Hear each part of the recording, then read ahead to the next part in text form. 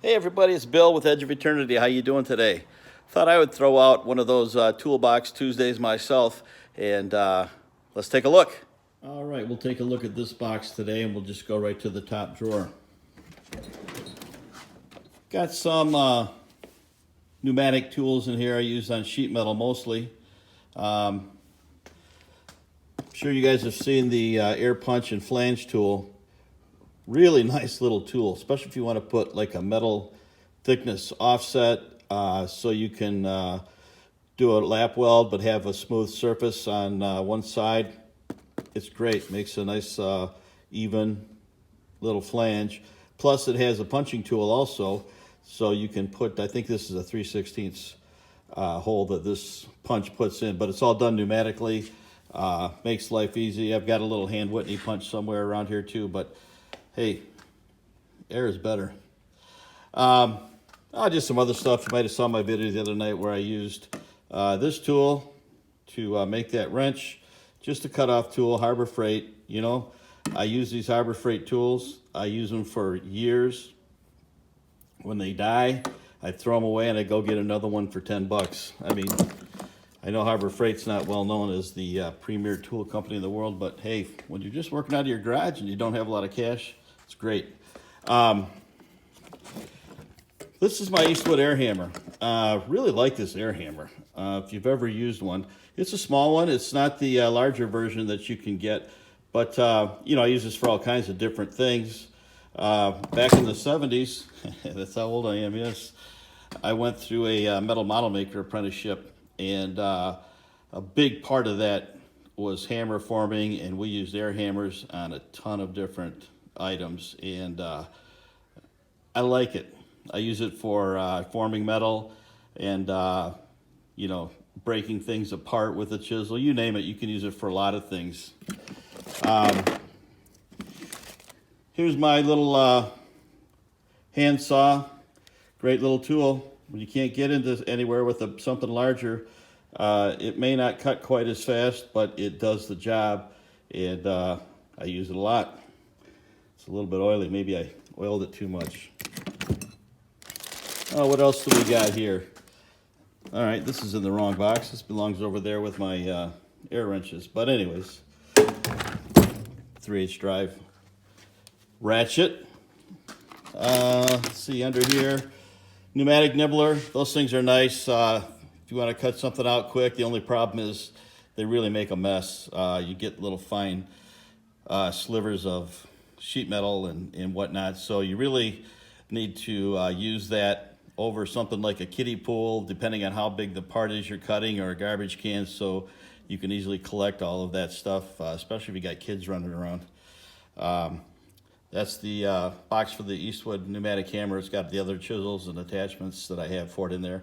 I also have a hammer forming set that I got from Eastwood that has many different interchangeable tools on it.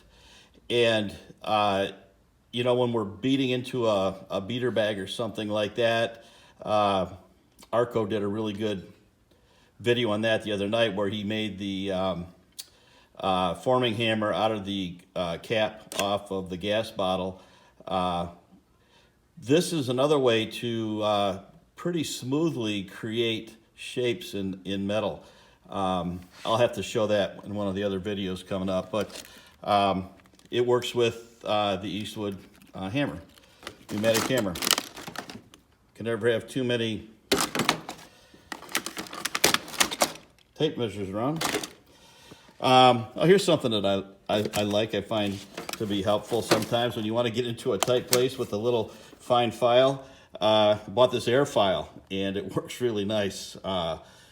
Use it every now and then. It's nothing you use every day, but it's a nice little gadget to have. What else do we got in here?